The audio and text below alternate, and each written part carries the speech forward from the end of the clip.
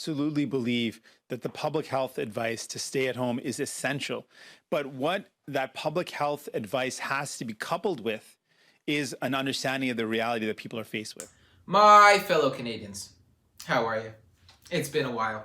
I left you guys alone for quite some time. But I am back. And it is Thursday, November 26, 2020. And I'm here with another coronavirus update. And you're with your boy, Philly Phil, a.k.a. The Prophet, a.k.a. Lost Prince of Lebanon, a.k.a. King of Philippines. But don't worry about all that. You're still in season 2. Last time I left you guys with a new episode called The New Crisis because, I was already done with the virus. I told you guys what I needed to tell you. I informed you about the masks when nobody else was talking about the masks. Remember, I was talking about the masks from March 15th, okay? Before they even closed anything down. And I was clamoring, all right? I was the one who looked like the crazy guy. Remember that. But you can go back. I got an episode called Mask It or Casket. 2 episodes of Mask It or Casket. Part A and Part B. And it was crazy at the time because it seemed like I was the only voice of reason around the people that I did. But even people who worked in the hospital, they knew that masks worked. Yet the media told us that the masks don't work, and people just believed it. And I bet you guys forgot about that. They made the mask mandatory in July. And, ever since we got to May or around that time, I felt like I already imparted what I needed to impart to people.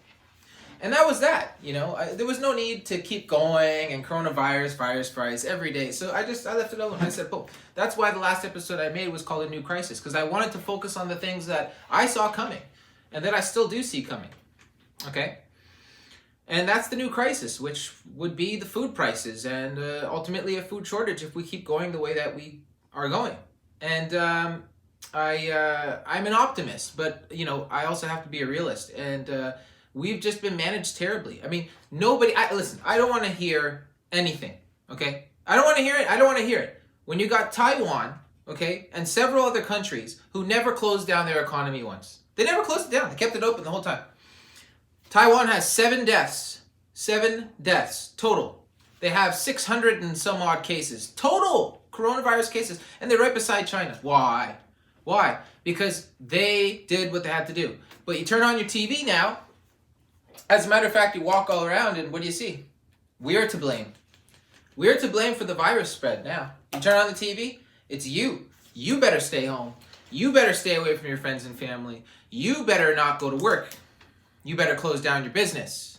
Because we have to put the health of Canadians first. But if they did that in the first place, they wouldn't have been in this predicament. They are still not halting inbound infections. That's the very first rule. Border has to be closed. You have to halt inbound infections. Number 2 of a pandemic, you have to have everybody in masks. Well, we're doing that pretty good. Places that have masks mandated by law are the places that have the best disease outcome. And the places that don't have masks mandated by law, it's a problem. It's a problem.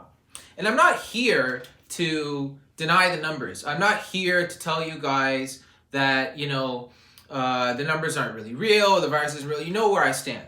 The virus is real. I'm not here to tell you that it's not, but I'm also here to tell you what my friend Jagmeet Singh said at the beginning, and that is that we have to consider the economy as well. What this virus truly is the economy virus, folks, because the fallout and what's going to happen to small businesses and people in general is going to be absolutely terrible. Mark my words. We're not going to truly see the effects of this until next year. Until maybe the middle of the year. Okay? This is going to be almost like a depression. If it's not already a depression already. People have no idea. You just think that you can close down businesses and that people are just going to, they're going to open up a new business.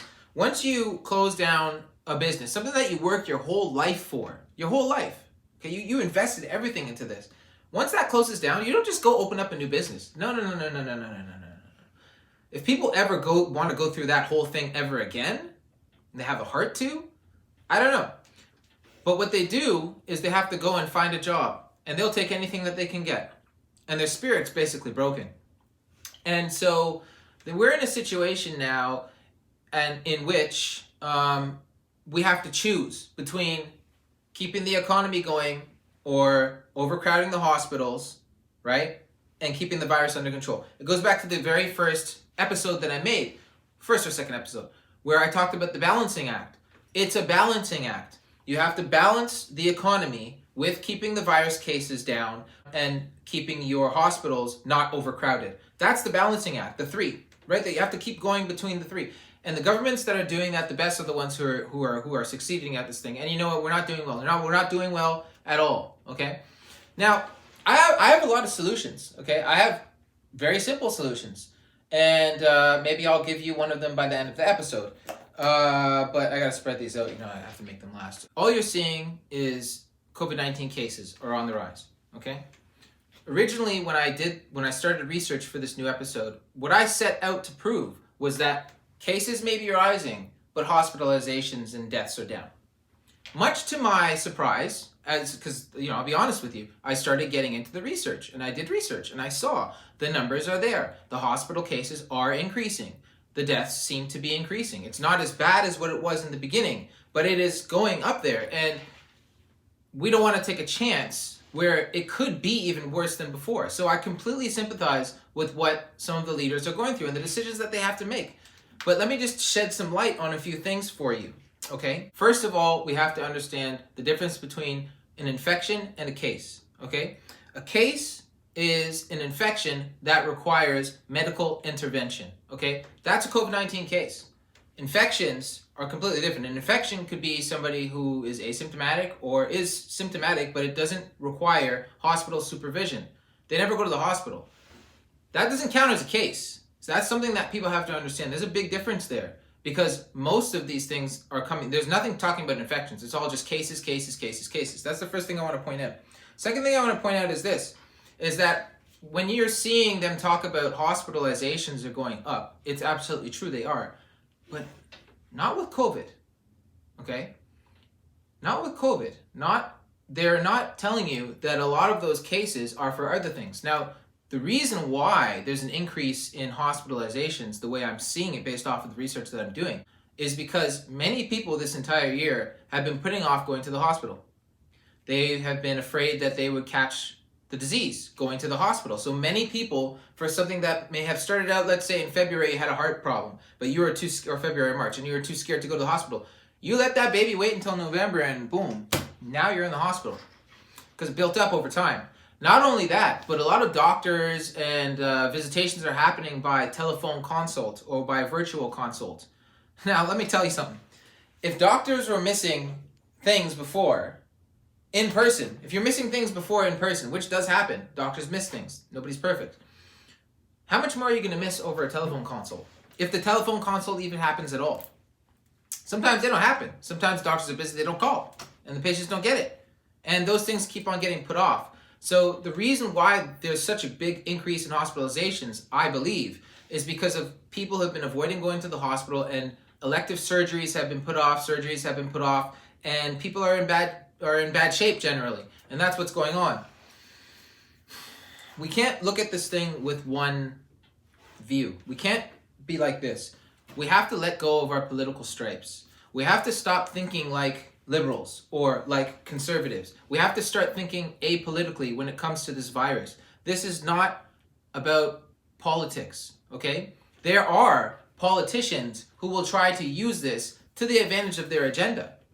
And you have to understand how to sift between the two. I came into this episode with the preconceived notion that cases were going up, but hospitalizations and deaths were going down. So I was going to make a complete argument for the full opening of the economy.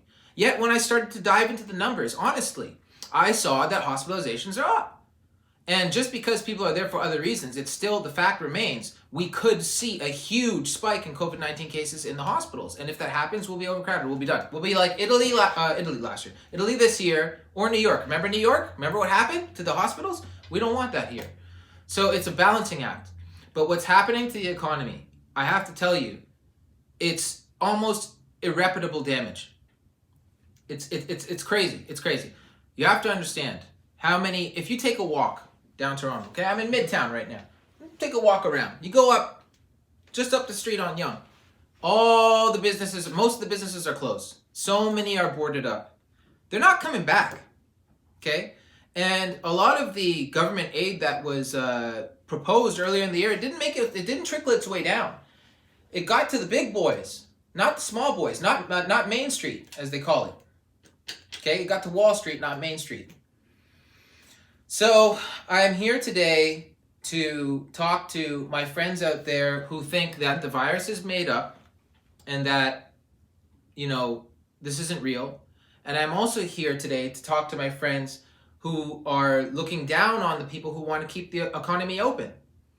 And, calling them anti-maskers, calling them conspiracy theorists, Listen, I can almost promise you that most of you out there who are not sympathizing really with what's going on with the economy, you have your jobs. You have your jobs. I have my job too, by the way. I work in a hospital. Never told you guys that, but I'll tell you that today. I work in a hospital. So I've been seeing what's going on. And I see the truth, mostly. I mean, who can really see the truth? There's so much smoke up in the air right now, nobody really knows what's going on. But what we have is data. So I'm lucky enough to still have my job. But there are a lot of people out there who don't have a job. And they're pissed off. And you know what? They're depressed. And could you just imagine not being able to provide for your family right now? And something that you worked your whole life for. You put your life savings into it. And now all of a sudden you can't open. And you got hit hard in the spring. You spend thousands and thousands of dollars trying to keep up with the new regulations, doing everything that you're supposed to be doing just to be shut down again. Right before Christmas. Right before Christmas. World leaders. Merry Sickmas and a crappy New Year, okay? Merry Sickmas and a crappy New Year. That's what they're promising you. Folks, what's going on is crazy. It's crazy.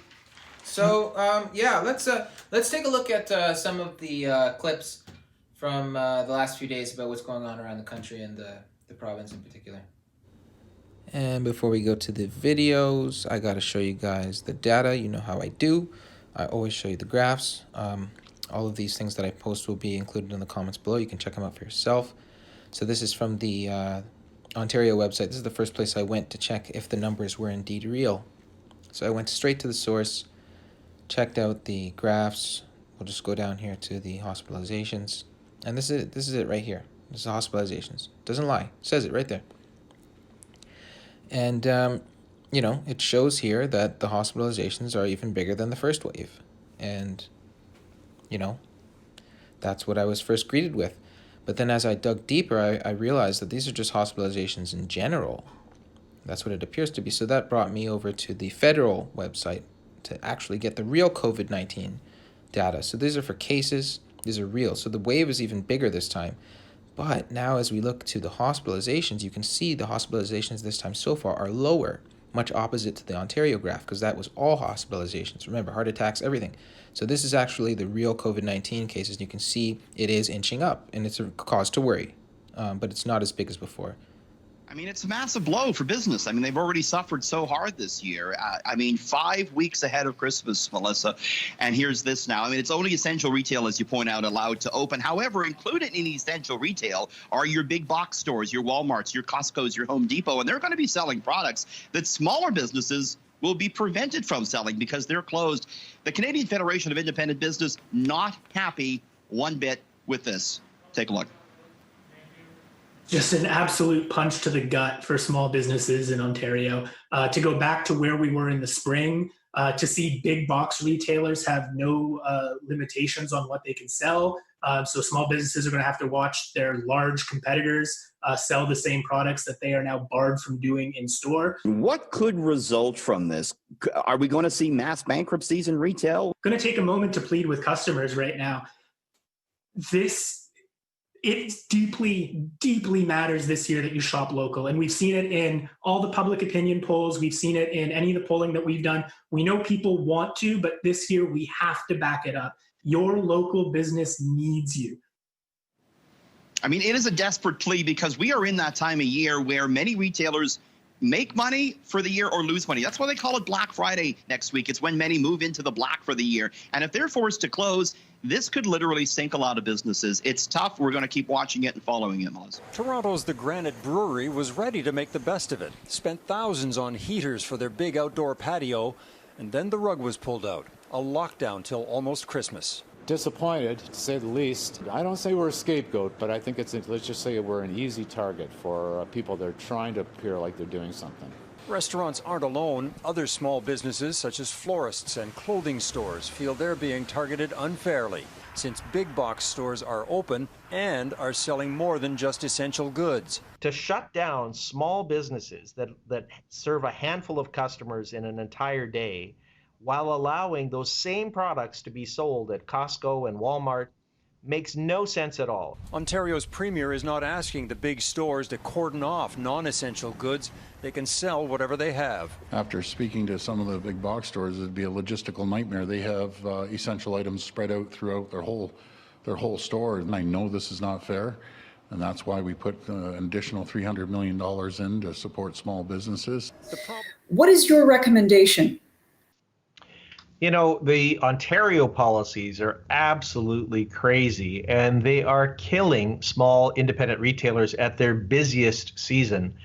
Alberta, those restrictions are going to bite too. They're going to hurt a lot of small retailers who are very vulnerable as well.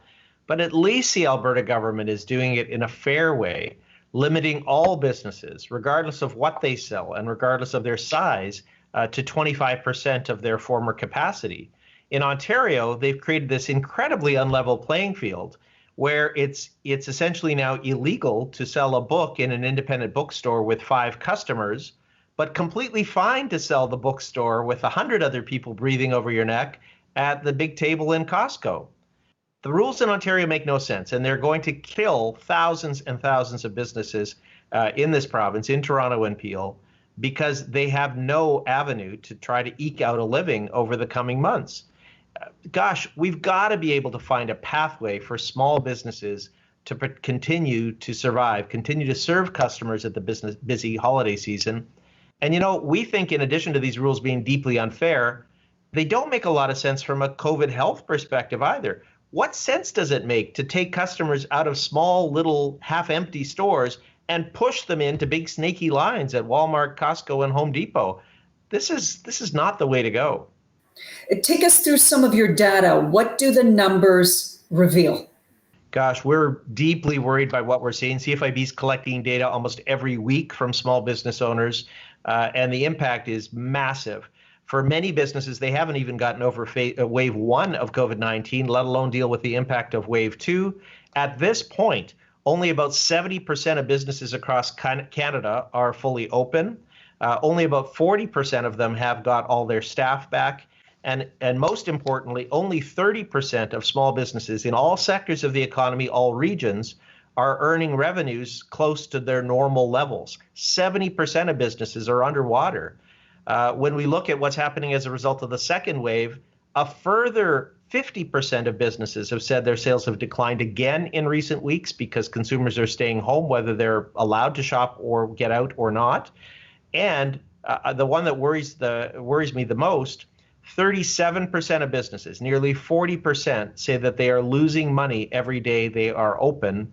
The big question for all of us is how many more days can those businesses stay open before they have to wind it up altogether? What does the job losses picture look like? You know, we were seeing some improvement over the course of the summer as businesses started to see a little bit of light at the end of the tunnel.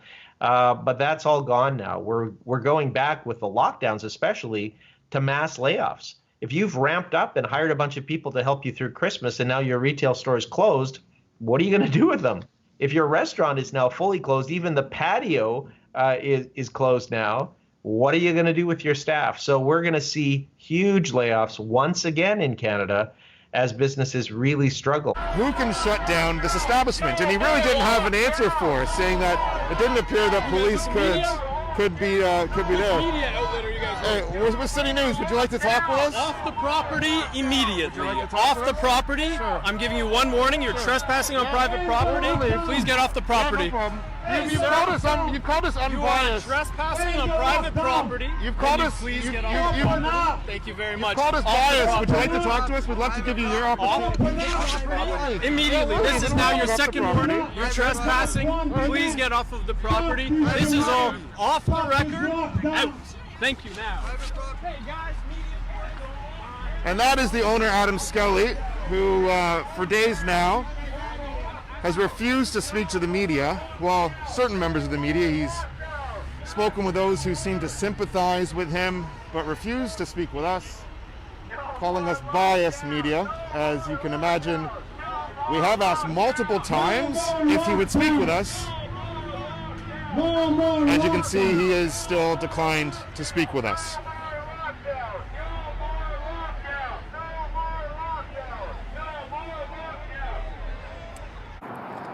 Alan, what began as a small business owner breaking COVID-19 lockdown rules turned into a big clash between anti-lockdown protesters and those who are for the lockdown. And as you mentioned, a very confusing mistake and message by Toronto police. I won't do what you tell me. Rage against the machine blaring in the background as police and bylaw officers burst into an Etobicoke restaurant that's defying the COVID-19 lockdown rules by opening up for indoor dining. Inside, customers eating at tables. Outside, a large gathering of supporters. No longer just a business making a statement by breaking the rules, but a flashpoint. Anti-lockdown protesters supporting this business's defiance. That's not fair to small business owners. The people have spoken, we're tired of this, and it's a free country. While people in support of the lockdown are livid. So he's going to defy the orders of the government to what? To bring more COVID to us, to put more people at risk? Who is he? It started with a video by the owner, Adam Scully. Come on, guys. Enough is enough. Taking to Instagram Monday, inviting people to eat inside his establishment. Scully was under fire in April for taking to Twitter and downplaying the seriousness of the coronavirus. He later said he regretted his words. Just to support a business who's willing to stand up against it. 7 months later, it doesn't appear that way. Scully not speaking to media, but came out just to tell reporters to get off his property. Police say they've conducted their investigation, but can't do anything about the crowds. By the sheer number of people that are here right now, right, we don't have the ability to go in and physically remove everyone at this point, and it would be unsafe to do so. But just hours later, officers stepped in and enforced the lockdown measures, putting up a large sign as the restaurant went dark. Police admitting they made a mistake by not shutting it down sooner. Unfortunately, earlier today we had a misunderstanding of what we should do and how we should do it. That direction was not the appropriate direction that should have been given. The news making it all the way to the Premier's office. I don't condone it. I don't condone that he opened up, but you know, I feel terrible. My heart breaks for these guys. But hoping it does not become a trend among business owners. So, what we are dealing with here is a virus on the economy. It is sucking the life from the economy and destroying it from within. It's not all bad news. The government has said that they're going to be putting forward a new aid package. I think they announced it just yesterday. So let's roll a clip on that. Tomorrow, a new aid program goes into effect in a bid to save businesses on the brink. The rent subsidy was first introduced in April, but it was up to landlords to apply. Now the federal government has changed the rules to make tenants eligible. David Aiken explains. The federal government has left lockdown decisions up to local health officials, while promising to be the financial backstop for those affected by lockdown decisions. The federal government will be there, as we have since the beginning, to support those communities, those individuals, those small businesses. And to that end, Ottawa has a new program to help businesses, charities, and nonprofits pay the rent. Applications open Monday. Finally, 8 months into the pandemic, Canada finally has a decent rent support program. The new Canada Emergency Rent Subsidy is aimed at providing rent and mortgage interest relief directly to commercial tenants and property owners. Organizations can apply to Revenue Canada for a subsidy of up to 65% of eligible expenses incurred from September forward. And those organizations closed because of a public health order can qualify for a 25% top-up, effectively giving them a 90% subsidy. That is good news. It will make the difference in terms of allowing some firms to get through what we expect to be just a brutal December for so many small firms. The new rent subsidy program will run at least until next June, though there may be changes in the new year. But more may be needed, and opposition politicians in Ottawa will push for those changes this week in the House of Commons. So that's good. That's a piece of good news. I hope that that goes through the way that they promised it would, because the first time that they did promise that in the beginning of the pandemic, it didn't happen that way. So I hope that that's not just something that they're saying just to keep people at bay and stop massive civil unrest from happening, like we saw at the Adamson barbecue. So to sum it all up, I just want to point out the fact that cases are indeed rising. Hospitalizations and new deaths seem to be rising as well. They're not anywhere close to where they were back in the spring, but out of worry, the leaders are closing down the economy basically to avoid the hospitals from being overcrowded. But the way that they're going about it and the way that it's happening, I believe, is completely unnecessary, and that's for one reason. And I'll tell you what that reason is. I don't hear any of the health officials putting forward any information on how to keep your immune system strong. All you're hearing is go home, lock down, that's it. You have nothing else to do here, just go home, lock down, keep your hands clean, wear your mask, that's it. I don't hear anybody talking about vitamin D. Did you know that 85% of all the patients who are hospitalized, studies have shown that they are deficient in vitamin D? Bet you didn't know that. Check it out.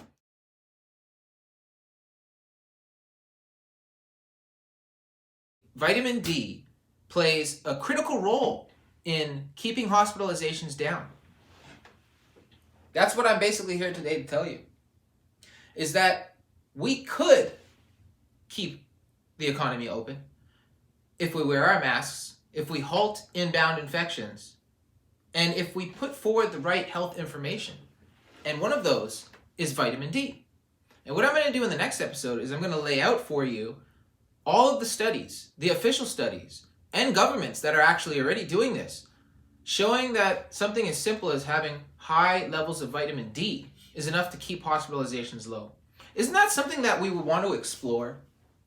Remember before when I talked about the mask and I said, isn't that something that we want to explore? And I'm just one guy. I get, 100 views, 200 views per video? I don't know. I don't know what it is. But I know how to use this. And I know how to follow the data. And it leads me to be very, I don't want to use the word suspicious, but it makes me wonder why they're not putting this information forward. So please, tune into the next episode. I'm going to provide you with all of that data and show you guys that that would be quite an easy solution to this massive, massive problem. And maybe I should be your leader. No, I'm just joking. But going forward, folks, these episodes are going to be happening every Thursday.